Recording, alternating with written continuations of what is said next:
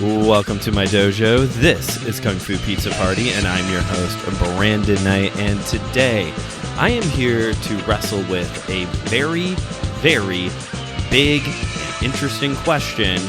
Are martial arts demonic? No, they're not. Unless you do Krav Maga, that one's totally demonic. I'm kidding. Please don't gouge out my eyeballs. Here on Kung Fu Pizza Party, I seek to deliver high-flying action in 30 minutes or less and serve up some wisdom one slice at a time.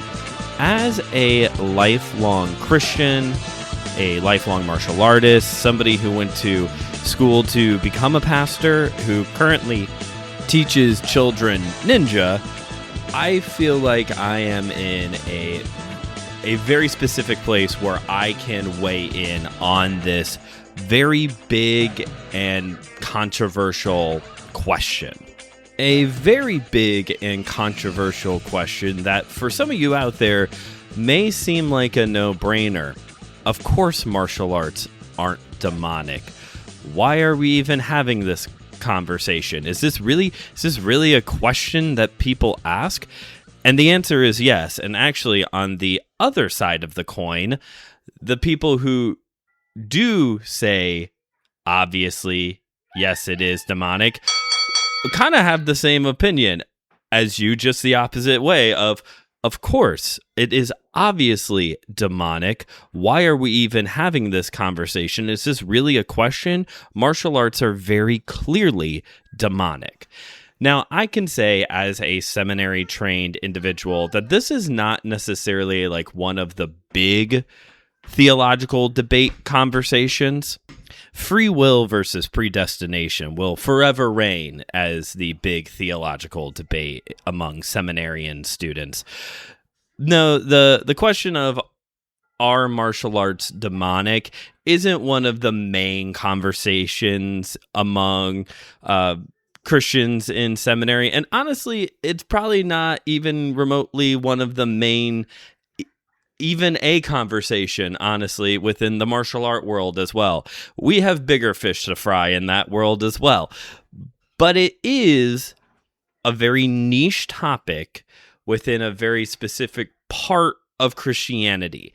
I don't think anybody in the martial art world is going to be advocating for a viewpoint of, yes, martial arts are demonic. Like, that's not, there may be some interesting mysticism or dark, teachings that might get passed around, but I don't think anyone's going to be right out like, hi, do our martial art. It's satanic. I don't think that's a position. I don't think. Dark, mysterious, mystical. Yeah, there will probably be some people out there who try to spin their styles that way, but I don't think anyone's going to be like, hi, come do Brazilian Jiu-Jitsu, the official martial art of the Satanic Church. Like, that's not a promo. Nobody has that. But within a very specific group within Christianity, this is a very niche conversation that, again, they will very adamantly proclaim, yes, martial arts are demonic. And so my purpose here for this episode is I collected some of the thoughts on this. By the way, again, as somebody who's been through seminary and the whole bit and was a Christian and a martial artist for a very long time, I didn't even hear about this opposite view until my 20s. And it was more so just out of curiosity. Though this may be a new topic for somebody out there listening to this episode, you can very easily find these positions. Just go on Google or whatever your preferred browser is or whatever your preferred social media is and just search martial arts are demonic, and you will find articles, you will find shorts, you will find reels, you will find videos, you'll find plenty of things, plenty of arguments for why it is, yes, demonic. And my hope here today is to take these thoughts, these arguments that are made, and present them to you and kind of give a little bit of my take on it as well, because have now heard all of these arguments, and I'm not persuaded. I'm not repenting. That's not the big twist at the end of this episode. I'm not repenting and shutting down Kung Fu Pizza Party because I've realized I am sinning and causing other people to sin. That's not the point. But the point of this episode, my hope is just to like introduce you, if you've never heard these arguments before, introduce you to these arguments that people make for why martial arts are demonic, and then just try to explain like my take as a Christian for why I think these arguments do very easily fall apart. It's also worth noting that, again, for those of you who are like, how in the world are people even making this argument? This might also be a strange argument for people to make because you know of a church who offers martial art classes, or maybe you took classes at a church, or, you know, even though the YMCA may not necessarily be the Christian institution it was founded as, it was actually like a Bible study way back when it was first founded.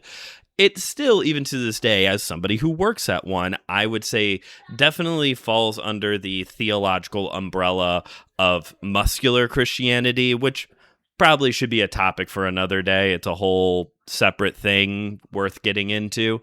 But so all that is to say, like, even to think about like martial arts being demonic, and yet some churches offer it as, you know, as classes, as ministry. I took Jeet Kune Do at a church. I took Taekwondo at the YMCA. Like, it may seem baffling, but trust me, there are arguments for martial arts are demonic. So let's get into it. And hopefully can cover all of this. I really don't want to. It seems anymore this year that it's these topical ones that could very well skew me into having to pick up a challenge at the end of it. So let's see how this goes. One of the first things you are going to notice when you start getting into these arguments is that though there are a few people who have done some research, by and large, what you are going to come across quickly is people using surface level or caricature understanding of what the martial arts are, what the martial art is, or reading their interpretation of a symbol into something that doesn't mean what they are saying it means. Allow me to give you a couple examples. So, two different preachers I watched, both of them did both of these things. So one preacher, this was a reel, both of these I think were reels posted by McDojo Life. In both of these reels, there is a minister talking, and in both of these he uses surface level caricature understanding of the martial art and reading in symbols that aren't there. Reading and meaning to symbols that aren't what they mean. So this one preacher, he talks about how, you know, when you train in the martial arts for a long time, you start to strengthen your chi power. Well, that is demonic forces. Those are demonic abilities, and the stronger the martial artist is, the stronger their chi, which then allows them to be able to move people and throw people around without even touching them, even to knock them out without being able to touch them. Yes, dear listener, this preacher is using no-touch knockouts and very crappy Aikido teachings as an factual example. He took the bait, folks, as a factual example of, see, these people have demonic abilities. They're able to move people without even being able to touch them. And the rest of us here in the martial art world we're over here like, we don't really like those people either, but not even remotely for the reasons that you're talking about. There's no demonic ability going on there. There's just charlatans taking advantage of people and also technically endangering people. That's the part that's like, yes, they're exploiting them financially, but also like, you're endangering people by teaching them that you can move people with your mind, or, you know, be able to throw people just by shimmying your shoulder around, or knocking down people just by throwing your hands up. Like, you're endangering people technically, because they could try and do that to actually protect themselves and not. There's nothing about demons going on here. This same preacher in this same reel I was watching also talked about how dragons are a common image used throughout many martial arts, especially Chinese ones, kung fu and whatnot. And in the book of Revelation, the dragon Satan is personified as a dragon, and therefore the martial arts are associating themselves with Satan because dragons. Okay, you did zero research on that. Also, question, does that extend to like all forms of dragons? So like every fairy tale that has a dragon in it. Dragon Tales, the old PBS show, clearly demonic. Like, is this an How to Train Your Dragon? Oh my gosh, now we're training Satan. What kind of demonic force do you have that you're able to train Satan? Ooh, you must be like the emperor of demons or something if you're able to like train Satan.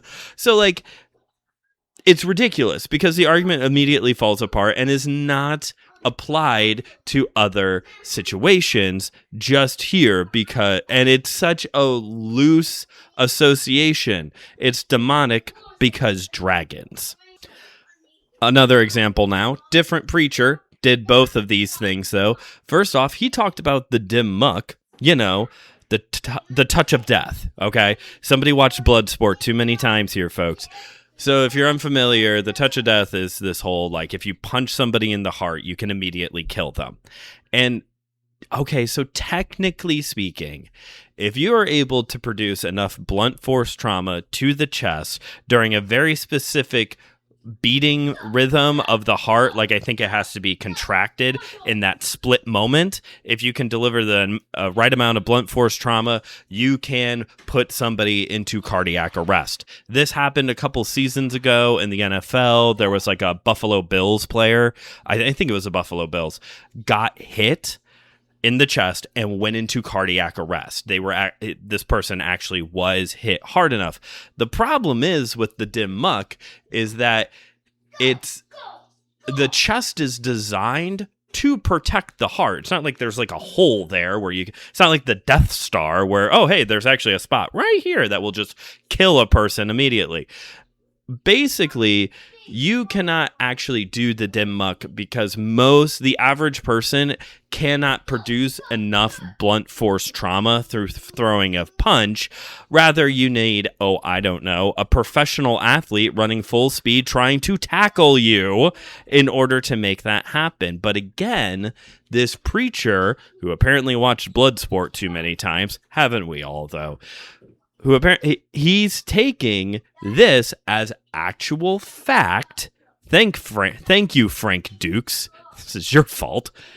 He's taking this as an actual fact and actual reality and showing that, like, see, these people have supernatural demonic strength because they're able to kill people with one punch.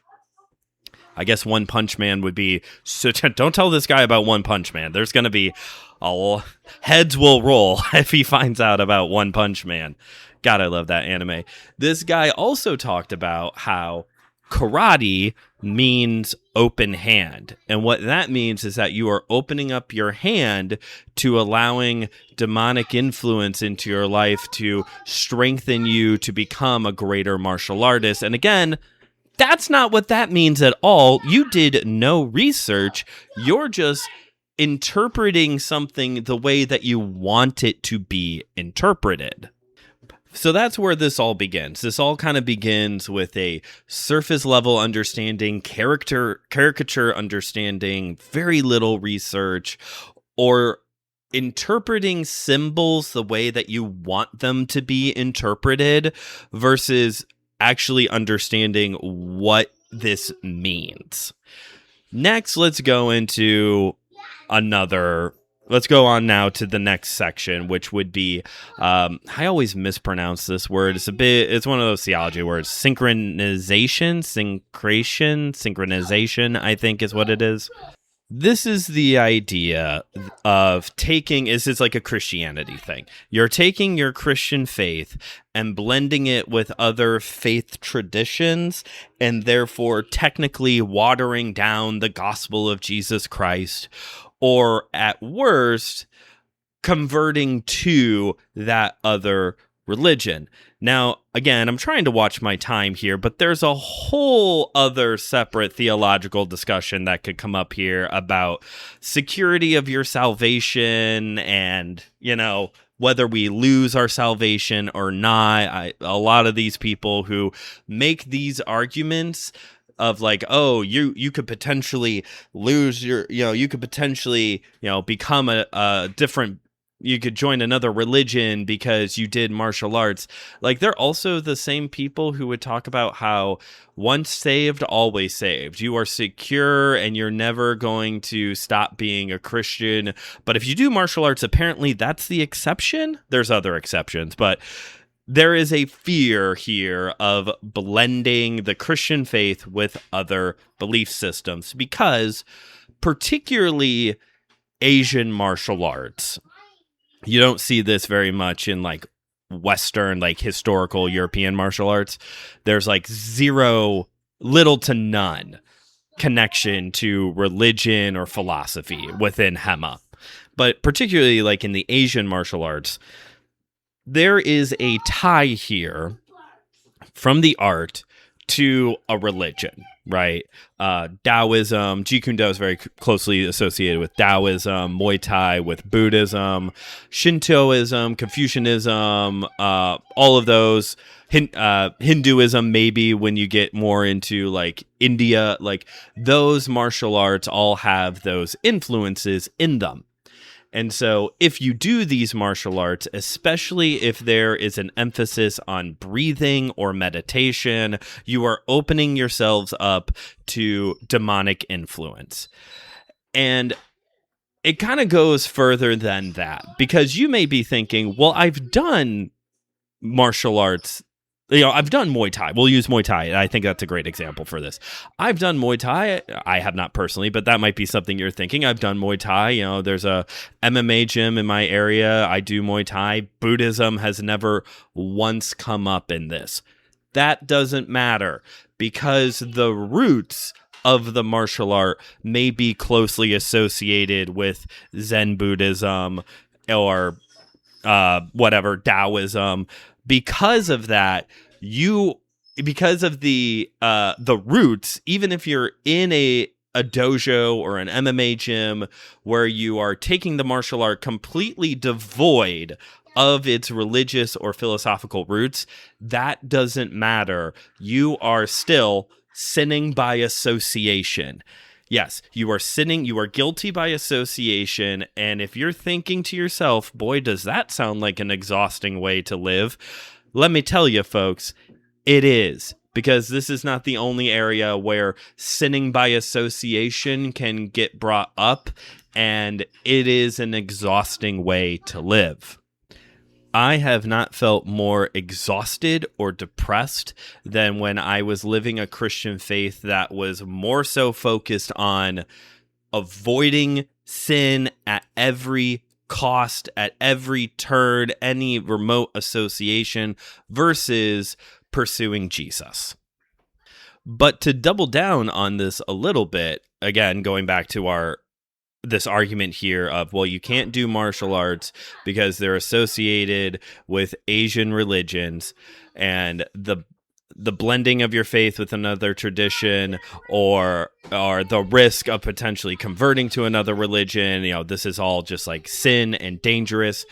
When you take a person like Joshua Knoll, who has been on the show to talk about how he is a Christian and also a Taoist, people in this camp would more than likely say Josh is going to hell, because they would seriously question his salvation because he is openly practicing Taoism within his faith, even though, as Josh and I talked about recently here on the show, Eastern Asian religions are very different from how we do religions here in the in the West. In the West, when we think of religion, we definitely think more in terms of like devoting yourself to a divine authority through following their guidance through their holy book. That is probably a very oversimplification of the matter. Whereas Eastern religions, Asian religions like Taoism and others, like it's almost more like very spiritual philosophy than it is that like that what I would describe a moment ago of being like committed to a divine person, where it's more of like philosophy with spiritual practices built around it and into it. But again, that doesn't matter. It's still not Christianity to these people. Even me, I see myself as a Christian and an existentialist. I think existential philosophy pairs very nicely with Christianity and helps me make sense of the world. Even that, people within this anti-martial art martial arts or demonic camp would probably hear me say that and also question my salvation and whether or not I'm a true Christian, because I too am. For them, it is nothing but Jesus and the Bible, and that's it. We do not need anything else. We just need Jesus and the Bible. Disregard the fact that on Sunday morning, somebody is going to stand up and tell them their interpretation of the Bible based off of their research of other people's interpretation of the Bible. That's obviously different somehow. Either way, it is this potential blending of Christianity with other Eastern Asian religions that then becomes very dangerous and is therefore demonic. And there is a word I'm totally going over on my time on this episode. Embrace it. Embrace it, Brandon. Okay. There's another word. There's a very important word that when this argument comes up that you are going to notice, and it is the word occult. The word occult, according to the dictionary, the word occult, first and foremost, does not mean what we usually use it for. The word occult is supposed to be like its first definition is supposed to be a word that, as a noun, it is supposed to be a word that means that you have found something that was originally hidden. It's like a research term. Usually the word, you would maybe hear the word eureka associated with the word occult. It's actually several definitions later that we get to the way that we usually think of when we hear the word occult, which is like this like association with paganism, like hidden spiritual, darker spiritual forces, okay? Like that way that we kind of usually use occult. When you come across a Christian, though, like we're discussing here today, who's using the word occult, they're misusing it. They're just flippantly throwing the word occult around to basically mean this is something that's not Christian and therefore evil. Basically every religion and philosophical view that's not Christianity is a cult. And when something is a cult, that means it's demonic. And if you feel like there is a jump in logic here, you are correct. You are correct. We have jumped the shark at this point.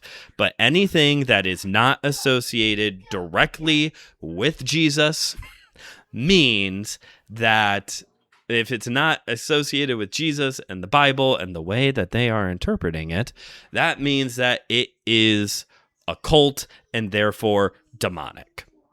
That is why this is then, in their Christian worldview, a no-brainer. This is a no-brainer discussion. Obviously, martial arts, particularly martial arts from Asia, are demonic because they have religious ties to their national religions, and they're not Christian. It's not Christianity, so it's a cult, and therefore it is evil. The little circular. And if you're thinking to yourself, this sounds a little racist too, hold that thought, I'll get to it. And I will take a moment because I'm going to go over on my time, so I might as well just talk about this. I do want to clarify that Nowhere in any of these arguments, though, is there a stance for pacifism or being anti-war or anything like that. There's no like anti-violence going on. Maybe a little bit. There's maybe a little bit towards the violence, but you are never told, and therefore also owning a gun is demonic. Therefore, whatever, owning pepper spray is demonic. There's not anything about like self-defense, maybe not self-defense because that's very easily associated with martial arts, but protecting yourself isn't necessarily demonic. I would venture that a lot of people in this Christian worldview would also be very pro Second Amendment rights. Though I did come across some people who made the argument that if you do martial arts, you'll be possessed by a spirit of violence. There is no argument made for pacifism, gun control, anti-war, nothing along those lines. It's just martial arts are demonic. I just want to, since I'm going to go over on my time anyway, I thought maybe I would just toss that in there just to clarify that, like, this isn't, because I would be a little bit more on board with the argument if that was presented. It's not, though. This isn't like a pro-pacifism argument whatsoever, as much as it is martial arts are demonic because of their association with East Asian religions. Now, I guess if a pastor decided to, without the influence of any other martial art tradition in history, decided to develop their own fighting system, deprived of any of the other things, and found ways to connect communion and baptism and prayer and the Bible to it, then I guess you could build your own holy Christian, WHOLLY and HOLY, holy Christian martial arts system, or maybe, like I said, a lot of the Hema styles from Europe have little to no philosophical or religious anything tied to it. It's just very straightforward. Here's how you fight. So I guess when it is deprived of those things, then maybe it's okay. So every Christian needs to go learn Irish stick fighting and what's another good one? Collar and elbow or catch wrestling. That's like the only. I wouldn't even advise boxing, because boxing goes all the way back to the original Greek Olympics. So, Zeus, there's probably, you can't box either. It's my argument. I'm just trying to make sense of the logic here, folks. But like I said a little bit ago, if throughout all of this, you're like, I'm getting a whiff of, what is that? I'm getting a whiff of xenophobia. I'm getting a whiff of racism in all of this. You would be correct. There are two very important things that happened in the not too distant past, actually, that I think contributes to this, that though it doesn't make the argument better, I think it helps explain some of the jumps that are made in the logic, how they are able to jump the shark at times. I speak, of course, of the 1970s through the 90s. Two very important events happened during that time period, and many of these arguments, though there are going to be people who still hold them and will argue for them, many of these arguments do come from right around the 90s and early 2000s.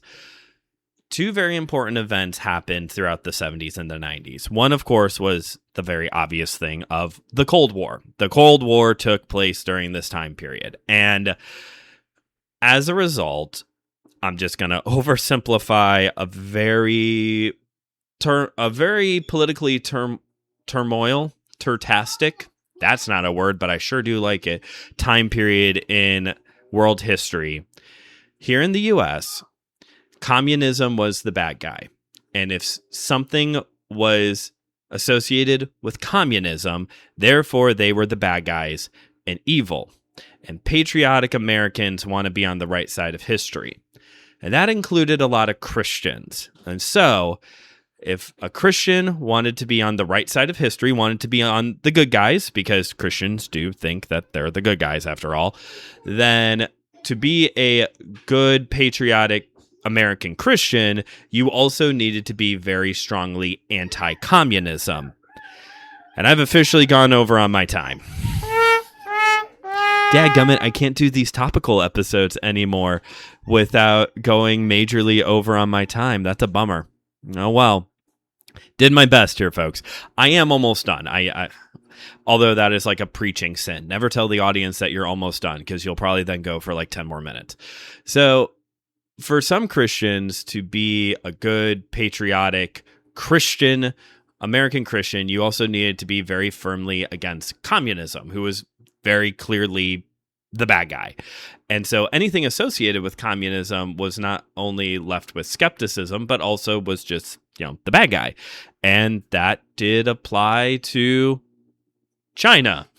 That still, to this day, China is often villainized, right? And so that bred, and I'm oversimplifying Cold War theology here, so please don't come for me. But that then bred within American Christianity this perspective that anything from China was evil. Anything from Vietnam was evil because it was associated with communism. And let's just pull back from that for a moment and just address the fact that for a very long time here in the U.S., not even among Christians, but people in general here in the U.S., we have a really weird relationship with Asia. For every person who is like extremely skeptical and racist towards an Asian person for the fact that they're just not from around here, there's also that person who like makes their whole identity Japanese, even though they're totally not Japanese. They're just obsessed with Japanese culture because they've watched an unhealthy amount of anime. So we are just like weird about their culture and who they are as people, no matter if we're Christians or not. Like, it's just, we're weird about it. And it's something that is genuinely like on my mind with this show, because obviously, if you're going to have a show called, Kung Fu Pizza Party, you're going to be talking about Hong Kong cinema and Japanese samurai films and other genres of the martial art media world. And so I'm very much like, it's on the front of my mind of like where I don't want to cross that line into this like my whole personality is wrapped up in wanting to be Asian. Like, I'm a white dude from the Midwest. You can probably tell that from the everything about me. And I don't want to like culturally appropriate another culture, but at the same time also not like disregard it or just associate it with it being evil or occult or demonic or satanic, all those boogeyman words that certain kinds of Christians love to throw around, just because I don't understand it as well as I could.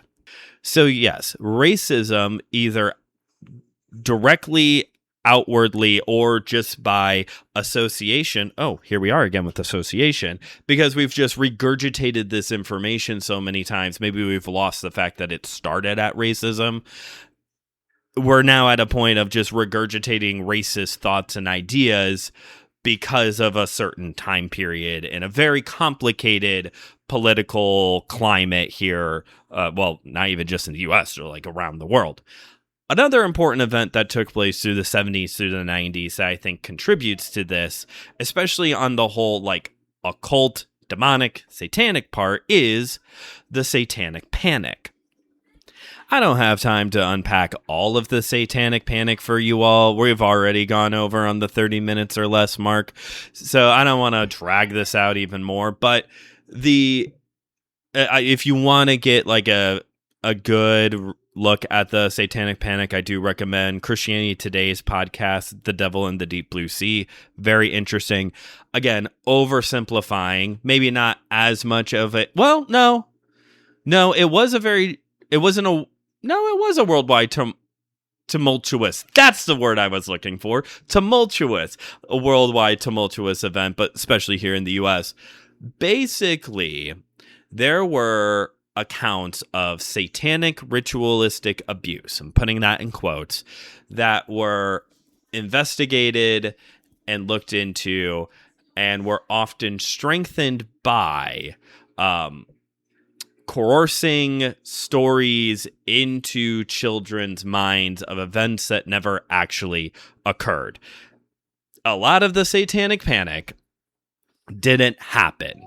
I don't want to say not a single case was ever proven to have happened, but a lot of the satanic panic, a lot of the big cases either never happened and were just stories that were blown out of proportion, or individuals like the West Memphis Three were scapegoated to explain something that investigators did not want to look into and instead pinned it on outsiders. Again, kind of a xenophobic response.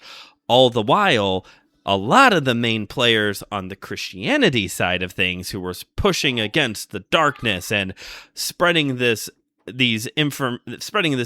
misinformation and giving birth to what those of us who were born later on into the 90s and grew up in the church in the early 2000s, the importance of spiritual warfare and in finding your identity of Jesus, like that all just kind of comes from like 20 years prior. This wasn't like a long-standing spiritual warfare. Yeah, it does show up in the Bible, but like all of this stuff that was like on the forefront of our youth culture within the church wasn't actually that old.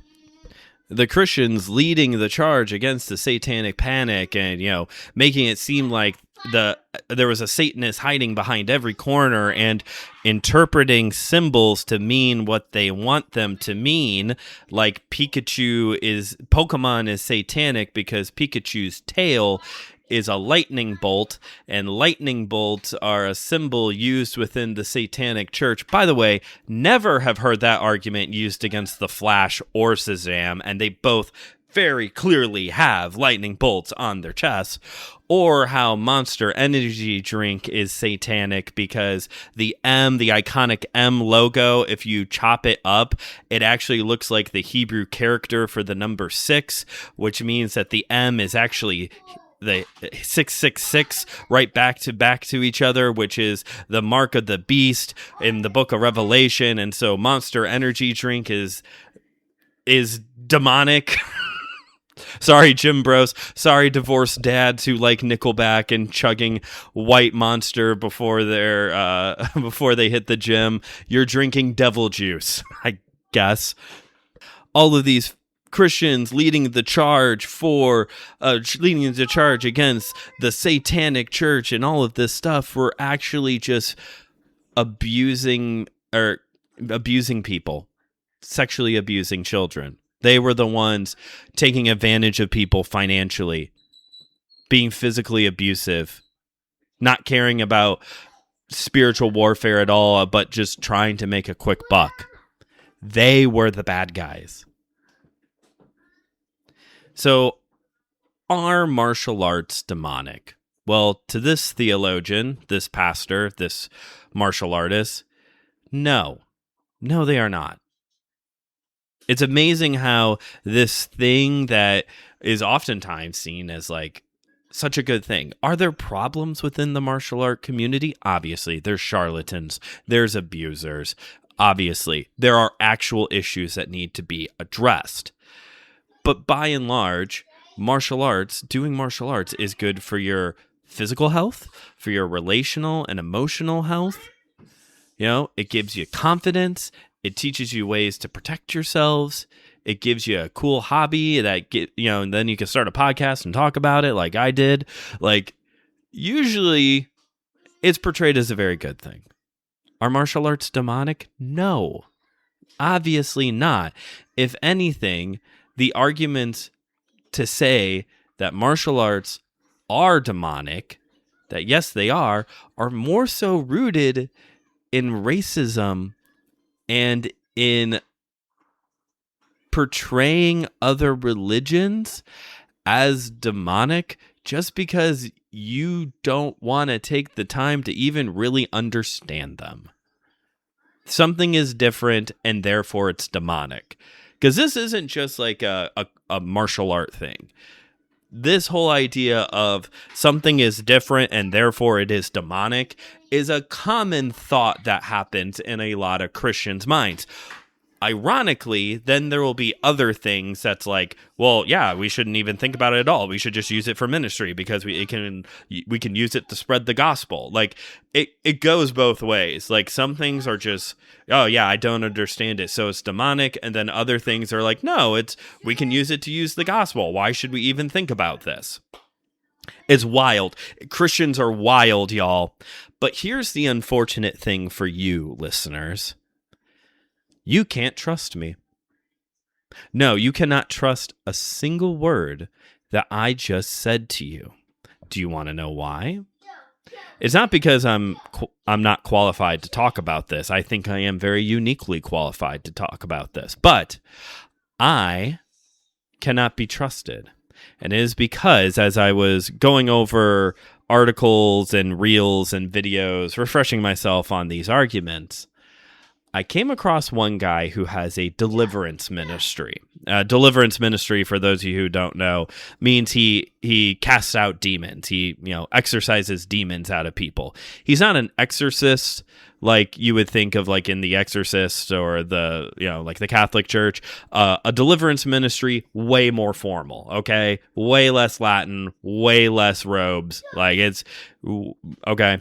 And this guy who runs this deliverance ministry, his credentials is that he has cast out hundreds, if not thousands, of demons. And in his experience and in his personal in his personal opinion, from his experience and his expertise, anyone who trains in martial arts, without exception, that is a quote, without exception, is now demon-possessed. And so, you can't trust a single word I just said because I've done martial arts for 25 years now. I'm clearly demon-possessed. And just to double down on that a little bit, my favorite energy drink is Monster. That's not even a bit. I love Monster. That's always been my go-to. These newfangled energy drinks, these healthy energy drinks that the kids are drinking nowadays, oh my gosh, it immediately hurts my stomach. Maybe that's where the demons are. Maybe the demons hide in my tummy. That would explain my IBS a little bit. So naturally, I would tell you that martial arts are very obviously not demonic because I have demons. It's where my demons hide, right in my tummy. Thanks for listening to today's episode. And okay, guess we have to do the thing now. Doggone it. I should have a counter. How many episodes it's been since the last time I've had to take up a challenge. So, in case this is your first episode, when I do not deliver an episode in 30 minutes or less, I have to take on a challenge to repay my debt and restore my honor so that way I can be the demon-possessed host with the most amount of honor. Just gonna lean into it at this point. And I think after all of this, there is only one challenge that is truly fitting. I guess it's time for me to watch another Steven Seagal movie. That was one of my challenges last year, and I cannot think of a higher form of penance than having to sit through some Steven Seagal film. So maybe that'll exorcise the demons for me or something. I don't know. But thanks for listening to today's episode. If you haven't yet already, please rate and review this episode wherever you get your podcasts. Pass this episode along to a friend, maybe another one who's demon possessed. And check out the other great shows here on the Anazao Ministry Podcast Network. Not everybody on this network is demon-possessed. I cannot speak towards Joshua Knoll, but not everyone is demon-possessed. There are safe people here that you can listen to, shows. There's a ton of hosts over at Systematic Geekology. Surely not all of them are demon-possessed. Page and Pixel, I guess you can listen to the show and make your own call. The Bible After Hours I think he's a cool guy, but, again, who am I to be trusted at this point? But you can also check out my other show, My Seminary Life. Very recently, I talked about on the show, it was the 5-year anniversary special recently.